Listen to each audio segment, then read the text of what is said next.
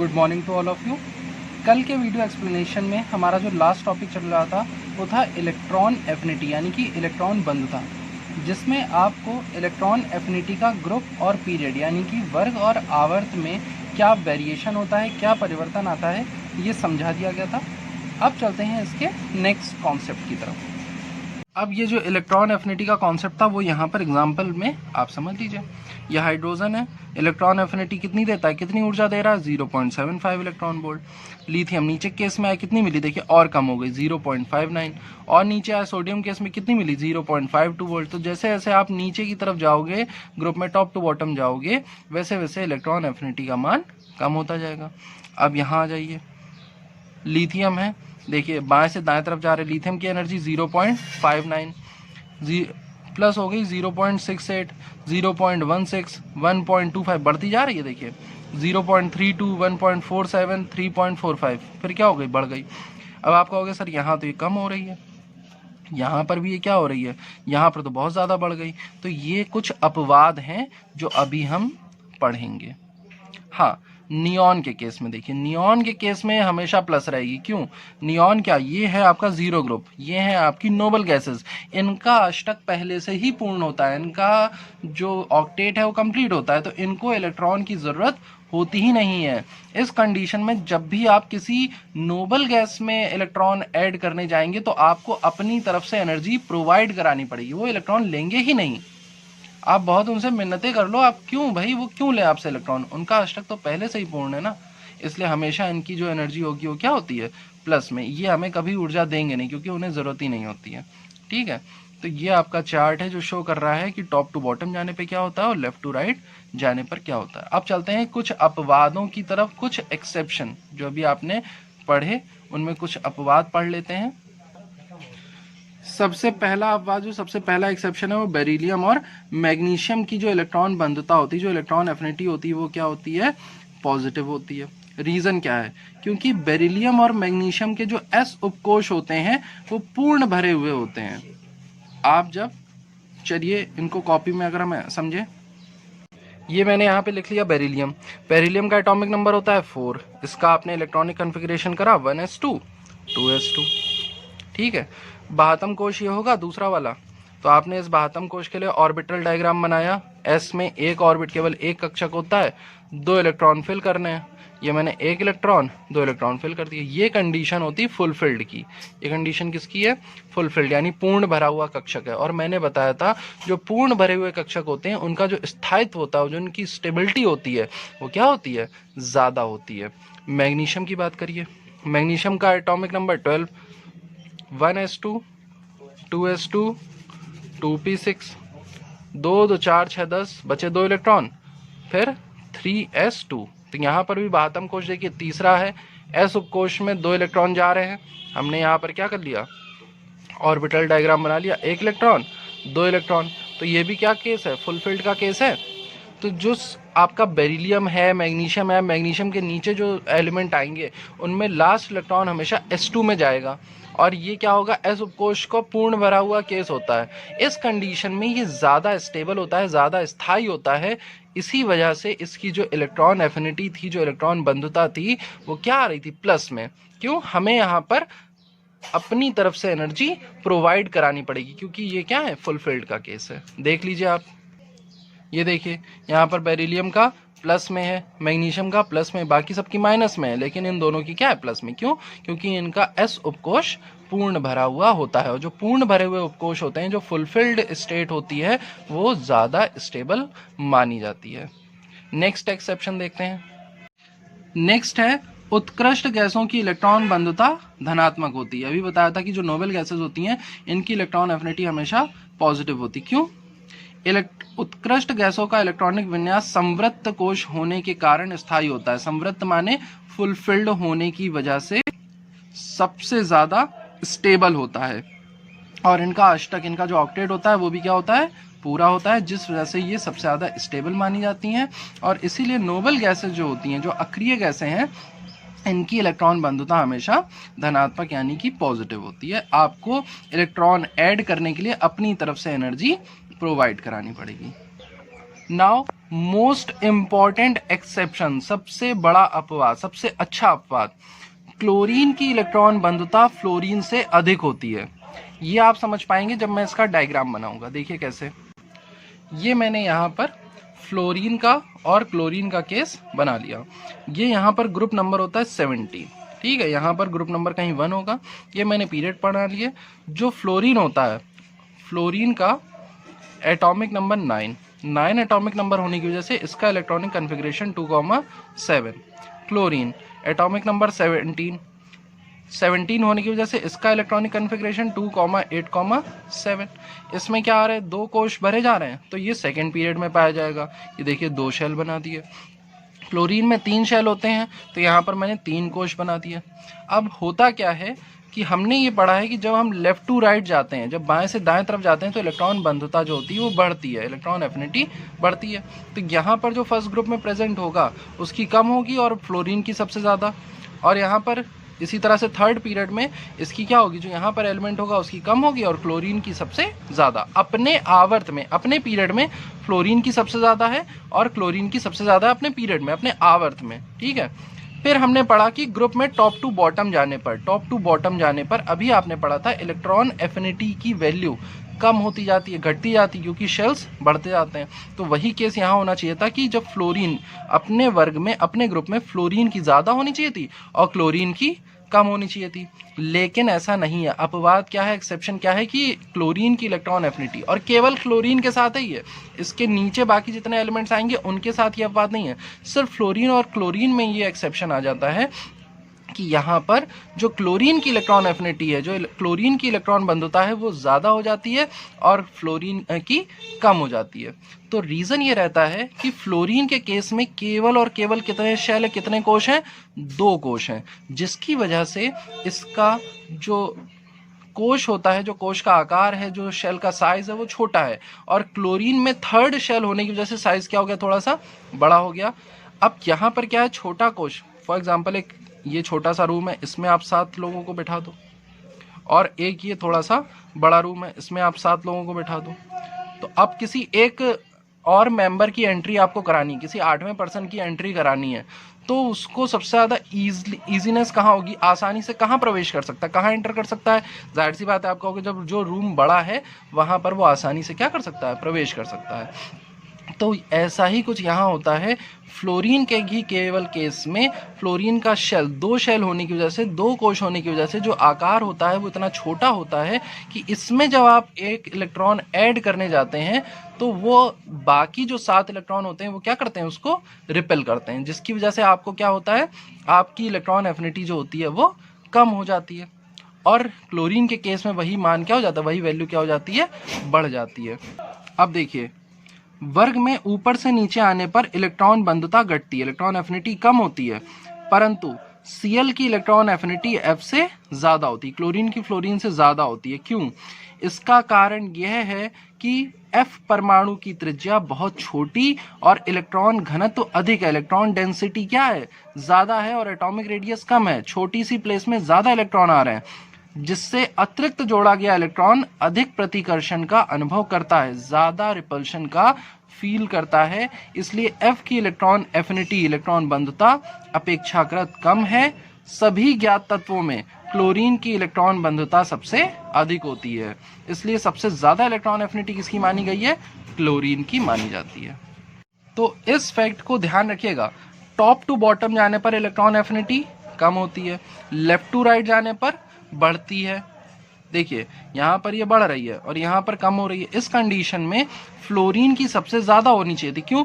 क्योंकि ये अपने ग्रुप में सबसे ऊपर होता है और पीरियड में सबसे आखिरी में, यानी कि आवर्त में सबसे आखिरी में है तो इसकी ज़्यादा, और वर्ग में ऊपर तो इसकी ज़्यादा। लेकिन क्योंकि फ्लोरीन और क्लोरीन के बीच में एक एक्सेप्शन आ गया, इलेक्ट्रॉन डेंसिटी वाला, इलेक्ट्रॉन घनत्व वाला, इसका साइज छोटा हो जाने की वजह से इसकी इलेक्ट्रॉन एफिनिटी क्लोरीन से कम हो गई। बाकी सब जगह आप यही देखोगे कि जैसे जैसे आप नीचे जाओगे तो इलेक्ट्रॉन बंधुता कम होगी, तो यहाँ पर भी क्लोरीन की कम होनी चाहिए थी, लेकिन क्योंकि फ्लोरीन का साइज छोटा है, क्लोरीन का साइज बड़ा है, इसलिए क्लोरीन की इलेक्ट्रॉन एफिनिटी ज़्यादा हो जाती है फ्लोरीन से, और इस वजह से ही क्लोरीन की इलेक्ट्रॉन एफिनिटी पूरी पीरियोडिक टेबल में सबसे ज़्यादा मानी जाती है। तो ये था इसका एक्सेप्शन। अब जो नेक्स्ट पॉइंट है हमारा, वो है आज का पॉइंट विद्युत ऋणात्मकता। ये भी एक पीरियोडिक प्रॉपर्टी होती है। इलेक्ट्रोनेगेटिविटी, अब ये क्या होती है? तो इसको जानने के लिए आपको ये पता होना चाहिए कि जब कि सहसंयोजी बंध कैसे बनता है। तो सहसंयोजी बंध इस प्रकार बनता है कि जब दो परमाणु समान भी हो सकते हैं, सम भी हो सकते हैं, विषम भी हो सकते हैं, होमो भी हो सकते हैं, हेट्रो भी हो सकते हैं, जब दो एटम यानी दो परमाणु क्या करते हैं, इलेक्ट्रॉन साझा कर देते हैं, इलेक्ट्रॉन की शेयरिंग करते हैं, तो उस कंडीशन में दो कंडीशन अराइज होती हैं, दो चीजें हो सकती हैं। पहला केस तो ये बनता है कि अगर दोनों एटम सेम है, दोनों परमाणु समान है यानी होमो है, तो उस कंडीशन में जो शेयर्ड इलेक्ट्रॉन होंगे वो दोनों से बराबर दूरी पर प्रेजेंट होंगे। लेकिन अगर ऐसा नहीं है, फॉर सपोज कि उन दोनों में से जो दो एटम है, जो दो परमाणु है, वो अलग अलग हैं, एक की टेंडेंसी है कि वो इलेक्ट्रॉन लेने का गुण रखता है और एक की टेंडेंसी है वो इलेक्ट्रॉन देने का गुण रखता है। इस कंडीशन में होता क्या है कि जो इलेक्ट्रॉन का साझा होता है, तो जो शेयर्ड इलेक्ट्रॉन होता है, जो साझा किए हुए इलेक्ट्रॉन होते हैं, वो थोड़ा सा उस परमाणु की तरफ खिंच जाते हैं जिसके पास इलेक्ट्रॉन लेने का गुण ज्यादा हो। और ऐसी कंडीशन में ये जो प्रॉपर्टी होती किसी भी एटम की, वो प्रॉपर्टी या किसी भी परमाणु का वो गुण जिसमें वो साझा किए हुए इलेक्ट्रॉन को अपनी तरफ आकर्षित कर ले, उसको उस एटम की, उस परमाणु की विद्युत ऋणात्मकता यानी कि इलेक्ट्रोनेगेटिविटी कहते हैं। क्यों? क्योंकि इसकी वजह से क्या होगा, जब वो इलेक्ट्रॉन को अपनी तरफ आकर्षित करेगा तो उस परमाणु पर, उस एटम पर आंशिक रूप से ऋण आवेश आ जाता है। भाई इलेक्ट्रॉन क्या होता है, नेगेटिव चार्ज। अब यहाँ पर आंशिक ऋण आवेश क्यों आ रहा है? आंशिक ऋण आवेश शब्द का उपयोग मैंने इसलिए किया क्योंकि जो इलेक्ट्रॉन है वो पूरी तरह से उस परमाणु के पास नहीं जाता है, क्योंकि यहाँ पर इलेक्ट्रॉनों का साझा हो रहा है। जो हमारे इलेक्ट्रोवैलेंट कंपाउंड होते थे, जो विद्युत सहसंयोजी यौगिक होते थे, उसमें इलेक्ट्रॉन पूरी तरह से क्या कर दिया जाता था, दान दे दिया जाता था। तो एक पर धन आवेश, एक पर ऋण आवेश आता था। लेकिन जब दो परमाणु अपने बीच सिर्फ इलेक्ट्रॉनों का साझा करते हैं, लेकिन अपने इस बल के कारण परमाणु क्या करे कि उस इलेक्ट्रॉन को, साझा किए हुए इलेक्ट्रॉन को अपनी तरफ ज्यादा आकर्षित कर ले, बीच में ना होकर के इलेक्ट्रॉन को अपनी तरफ ज्यादा आकर्षित कर ले, तो उस कंडीशन में उस परमाणु पर क्या आ जाता है, आंशिक रूप से ऋण आवेश, और दूसरे वाले परमाणु पर आंशिक रूप से धन आवेश आ जाता है। तो परमाणु की इलेक्ट्रॉन को अपनी तरफ आकर्षित करने की जो प्रॉपर्टी होती है, इलेक्ट्रॉन को अपनी तरफ अट्रैक्ट करने का जो क्वालिटी होती है, जो कैरेक्टर होता है, उसी को इलेक्ट्रोनेगेटिविटी कहते हैं। अब इसको डेफिनेशन से भी समझ लेते हैं। देखिए, परमाणु द्वारा किसी सहसंयोजक यौगिक में साझा किए गए इलेक्ट्रॉन युग्म को अपनी ओर आकर्षित करने की क्षमता को उस परमाणु की विद्युत ऋणात्मकता कहते हैं। The relative tendency of an atom to attract the shared electron pair of the bond is measured in terms of its electronegativity। अब एक एग्जांपल से समझते हैं। जैसे HCl का मॉलिक्यूल है, जो HCl आपका एसिड होता है, हाइड्रोक्लोरिक एसिड, हाइड्रोजन और क्लोरीन क्या करते हैं, एक एक इलेक्ट्रॉन शेयर करते हैं। हाइड्रोजन के आउटर मोस्ट शेल में सिर्फ एक ही इलेक्ट्रॉन होता है और क्लोरीन के आउटर मोस्ट शेल में, बाह्यतम कोश में 7 इलेक्ट्रॉन होते हैं। तो क्लोरीन क्या करेगा, एक इलेक्ट्रॉन लेकर के अपना अष्टक पूर्ण करना चाहेगा। जाहिर सी बात है, हाइड्रोजन तो क्लोरीन से 7 इलेक्ट्रॉन ले नहीं सकता है और वो उसके केस में पॉसिबल नहीं है। तो क्लोरीन एटम क्या करता है, chlorine atom attracts electron pair of the bond towards itself. जो बॉन्ड बन रहा है यहाँ पर, इलेक्ट्रॉन का जो साझा है, क्लोरीन परमाणु, क्लोरीन एटम इस इलेक्ट्रॉन को अपनी तरफ क्या कर लेता है, अट्रैक्ट कर लेता है। Thus it is more electronegative than hydrogen atom. और ऐसा वो इसलिए कर पा रहा है क्योंकि क्लोरीन की टेंडेंसी होती है, क्लोरीन की कैपेसिटी होती है, क्षमता होती है इलेक्ट्रॉन को अपनी तरफ आकर्षित करने की, क्योंकि क्लोरीन का गुण होता है इलेक्ट्रॉन लेने का, जबकि हाइड्रोजन का गुण होता है इलेक्ट्रॉन देने का। इस वजह से यहाँ पर जो क्लोरीन एटम है वो क्या माना जाता है, इलेक्ट्रोनेगेटिव एलिमेंट यानी कि विद्युत ऋणात्मक तत्व माना जाता है। अब आते हैं, ये जो इलेक्ट्रोनेगेटिविटी है, जो विद्युत ऋणात्मकता है, पीरियड में यानी कि आवर्त में बाएं से दाएं तरफ जाने पर क्या होता है और किसी भी वर्ग में ऊपर से नीचे जाने पर क्या होता है। तो वेरी सिंपल, जब आप पीरियड में लेफ्ट टू राइट जाओगे, किसी आवर्त में बाएं से दाएं जाने पर तत्वों की विद्युत ऋणात्मकता बढ़ती है, जो आपकी इलेक्ट्रोनेगेटिविटी है वो इंक्रीज होती। क्यों? क्योंकि परमाणु त्रिज्याएं घट जाती हैं, एटॉमिक रेडियस कम होती जाती है। तो उस कंडीशन में क्या होता है, जैसे जैसे हम लेफ्ट टू राइट मूव करते हैं तो ऑक्टेट कंप्लीट करने की, अष्टक को पूर्ण करने की जो क्षमता होती है, जो टेंडेंसी होती है, वो बढ़ती जाती है। भाई एग्जांपल ले लो आप नाइट्रोजन का, ऑक्सीजन का और फ्लोरीन का एग्जांपल ले लो। नाइट्रोजन के आउटर मोस्ट शेल में 5 इलेक्ट्रॉन होते हैं, तो उसको अष्टक पूर्ण करने के लिए 3 इलेक्ट्रॉन चाहिए। ऑक्सीजन को 2 इलेक्ट्रॉन चाहिए, फ्लोरीन को 1 इलेक्ट्रॉन चाहिए। तो क्या होगा, जब इलेक्ट्रॉन जहां कहीं भी इलेक्ट्रॉन प्रेजेंट होगा तो नाइट्रोजन, ऑक्सीजन और फ्लोरीन, इन तीनों में से सबसे तेजी से कौन अपना अष्टक पूर्ण कर सकता है? फ्लोरीन कर सकता है। तो इसलिए फ्लोरीन की इलेक्ट्रोनेगेटिविटी यानी कि इलेक्ट्रॉन ऋणात्मकता, जो विद्युत ऋणात्मकता है, वो सबसे अधिक होगी तीनों में।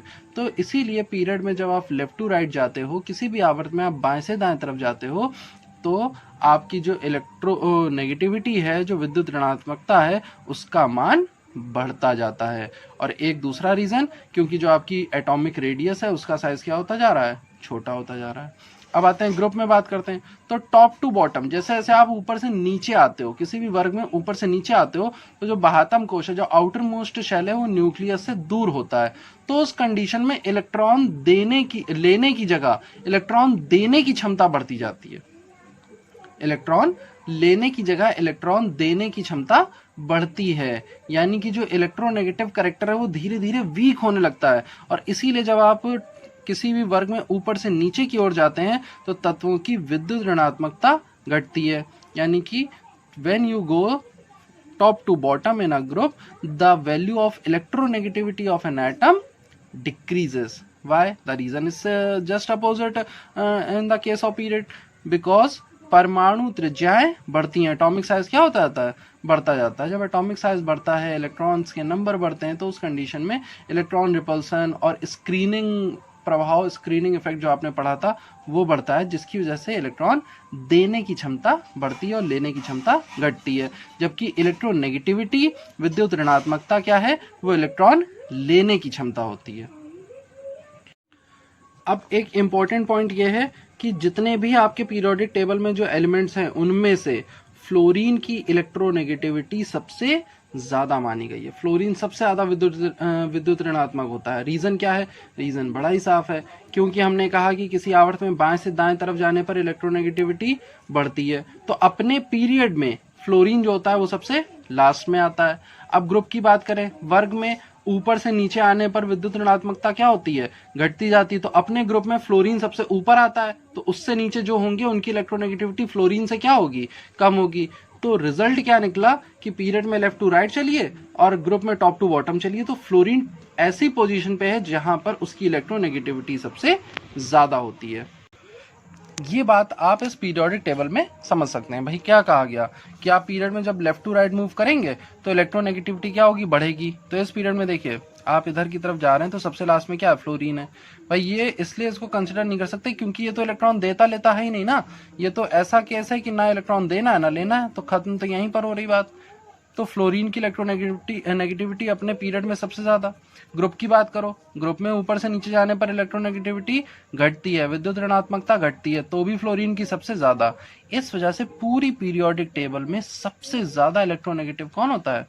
फ्लोरीन होता है। फ्लोरीन के बाद फिर ऑक्सीजन है, नाइट्रोजन है, ये सब क्या होते हैं? ये तीन सबसे ज्यादा इलेक्ट्रोनेगेटिव एलिमेंट माने गए हैं, नाइट्रोजन, ऑक्सीजन और फ्लोरीन। तो कोई भी इलेक्ट्रोनेगेटिविटी के कॉन्सेप्ट में कंफ्यूज नहीं होगा। इलेक्ट्रोनेगेटिविटी या विद्युत ऋणात्मकता एक ऐसा गुण होती है जिसमें साझा किए हुए इलेक्ट्रॉनों को अपनी तरफ आकर्षित कर लिया जाता है किसी एक परमाणु द्वारा, क्योंकि दो परमाणुओं के बीच में ही इलेक्ट्रॉन साझा होंगे, दो एटम्स के बीच।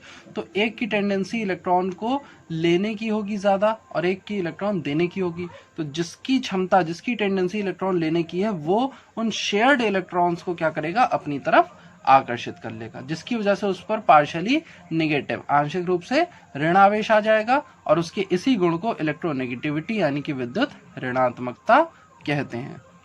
तो अब बात आती है, जब विद्युत ऋणात्मकता है तो विद्युत धनात्मकता भी होनी चाहिए ना। तो हमारा नेक्स्ट टॉपिक यही है, धन विद्युती लक्षण यानी कि इलेक्ट्रोपॉजिटिव कैरेक्टर। ये क्या होता है कि किसी भी परमाणु द्वारा इलेक्ट्रॉन त्याग कर धन आयन बनाने की प्रवृत्ति को उसका धन विद्युतीय लक्षण कहते हैं। हमारे पीरियोडिक टेबल में दो तरह के एलिमेंट पाए जाते हैं, एक एलिमेंट वो जो इलेक्ट्रॉन ले करके अपना ऑक्टेट कंप्लीट करते हैं और एक वो जो इलेक्ट्रॉन दे करके अपना ऑक्टेट कंप्लीट करते हैं। सोडियम का अगर एग्जाम्पल किसी को याद हो तो मैं फिर कंफ्यूज मत होइए, 2,8,1 ये इलेक्ट्रॉनिक कॉन्फ़िगरेशन होता है सोडियम का, जिसके बाह्यतम कोश में एक इलेक्ट्रॉन होता है, आउटर मोस्ट शेल में एक इलेक्ट्रॉन है। क्या ये अपना अष्टक पूर्ण करने के लिए किसी से 7 इलेक्ट्रॉन ले सकता है?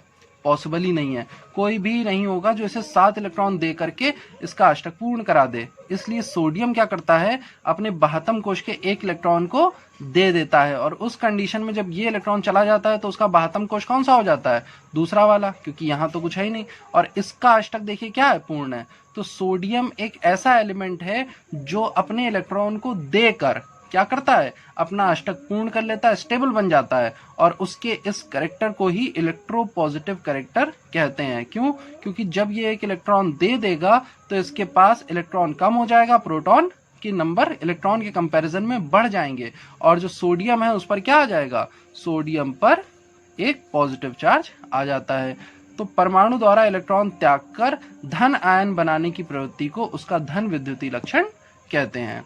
The characteristic of any atom to form cation by donating one or more electron is called electropositive character. Now, किसी वर्ग में, अब इनका पीरियड और ग्रुप में यानी कि आवर्त में और वर्ग में इनका क्या पैटर्न होगा, कब बढ़ेगा कब घटेगा ये इलेक्ट्रोपॉजिटिव कैरेक्टर? तो सिंपल सी चीज है, जितना इलेक्ट्रॉन, जो बाह्यतम कोश का जो इलेक्ट्रॉन है वो नाभिक से जितना दूर होगा उसको त्यागना, उसको निकालना उतना ही आसान होता है, उसको डोनेट करना उतना ही इजी होता है, और न्यूक्लियस के जितना पास होगा उतना ही उसको इलेक्ट्रॉन को निकालना क्या होगा, मुश्किल। दूसरी चीज कि ऐसे एलिमेंट जिनके पास ये टेंडेंसी होगी कि वो इलेक्ट्रॉन डोनेट करके अपना ऑक्टेट कंप्लीट कर सकें, वो क्या होंगे, वो ज्यादा इलेक्ट्रोपॉजिटिव कैरेक्टर शो करेंगे, और ऐसे एलिमेंट जो इलेक्ट्रॉन ले करके अपना ऑक्टेट कंप्लीट करते हैं वो इलेक्ट्रो नेगेटिव कैरेक्टर शो करेंगे। तो इलेक्ट्रोपॉजिटिव कैरेक्टर यानी धन विद्युतीय लक्षण इलेक्ट्रोनेगेटिविटी का ठीक उल्टा होता है। कैसे?